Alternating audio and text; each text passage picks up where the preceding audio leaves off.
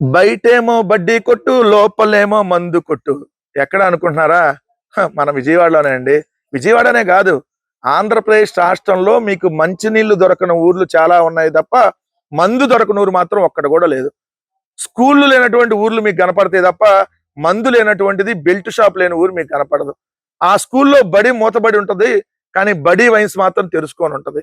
ఆ స్కూల్లో గుడి లేకపోయి ఉండొచ్చు కానీ, గుడి వైన్స్ మాత్రం దొరికిద్ది, లేదంటే బడి వైన్స్ మాత్రం దొరికిద్ది. బడి లేని ఊరు, గుడి లేని ఊరు అన్న మనకు కనపడతాయేమో తప్ప, బడి వైన్స్, గుడి వైన్స్ లేని ఊర్లో అయితే మనకు కనపడవు. ఇక్కడ చూడండి, ప్రతి ఊర్లో 10 చొప్పున బెల్ట్ షాపులు ఉన్నాయి. డాబాల్లోనూ జోరుగా మందు విక్రయాలు, వైన్స్ పక్కనే బార్సు, అంతా ఆగమాగం. బస్ స్టాపుల్లో నిలబడలేనటువంటి పరిస్థితి. ఒక కొండపల్లి మున్సిపాలిటీతో పాటు ఇబ్రహీంపట్నంలో ఎక్కడ చూసినా బెల్ట్ షాపులు దర్శనమిస్తున్నాయి. గ్రామానికి 10 చొప్పున బెల్ట్ షాపులు నడుస్తున్నాయి. బయటకు అవి బడ్డీ కొట్టుగానే కనిపిస్తున్నా, వాటిలో ఇతర వస్తువుల కంటే అధికంగా మందు విక్రయాలు కొనసాగుతున్నాయి. కొన్ని డాబాల్లోని బెల్ట్ షాపులు నిర్వహిస్తున్నారు. బెల్ట్ షాప్ వద్ద ఏర్పాటు చేసిన తాగునీటి వసతి వద్ద మద్యం తాగుతున్న మందుబాబులు. ఇబ్రహీంపట్నంలో మైలవరం బస్ స్టాప్ వద్ద పక్కన ఏర్పాటు చేసిన వైన్ షాపు, బార్ షాపు. మూలపాడులో మందు విక్రయిస్తున్న బెల్ట్ షాప్ నిర్వహణని మద్యం తాగుతున్నటువంటి ఫోటోలు. అందుకు ఎంతకైనా తెగించాలనుకొని గ్రామాల్లో 10ల సంఖ్యలో ఒకరి మించి మరొకరు అవకాశం ఉన్న చోటల్లో బెల్ట్ షాపులు తెరిచారు. ఈ రోజు రాష్ట్రంలో మంచి నీరు దొరకట్లేదు కానీ మద్యం ఏర్లై పారుతా ఉంది.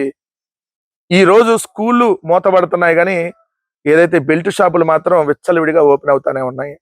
ఆంధ్రప్రదేశ్ రాష్ట్రంలో 1,50,000కు పైగా బెల్ట్ షాపులు ఉన్నాయని అంటే ఆశ్చర్యం కలగ మాందు. నిజంగా 1,50,000కు పైగా బెల్ట్ షాపులు ఉన్నాయి. ఈ రోజు పలానా సుబ్బారావు గారి ఇల్లు ఎక్కడ అంటే, పలానా పుల్లారావు బెల్ట్ షాప్ పక్కన అని చెప్పేటటువంటి పరిస్థితి. పలానా రామారావు గారి ఇల్లు ఎక్కడ అని అంటే, అదిగోండి పలానా గుడి పక్కన 4వ బిల్డింగ్ లో వైన్ షాప్ ఉంటది, ఆ వైన్ షాప్ పక్కిల్లే అయిందని చెప్పేటటువంటి పరిస్థితి. సో ఇది రాష్ట్రంలో ఉన్నటువంటి పరిస్థితి.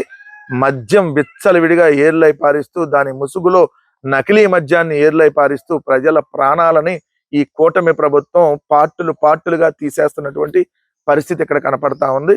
ఇది మంచి ప్రభుత్వం కాదు, ఇది కల్తీ మందు ప్రభుత్వం, ఇది బెల్ట్ షాపుల ప్రభుత్వం, ఇది మద్యం ఏర్లై పారిచ్చి ప్రజల ప్రాణాలను తీసేటటువంటి ప్రభుత్వం.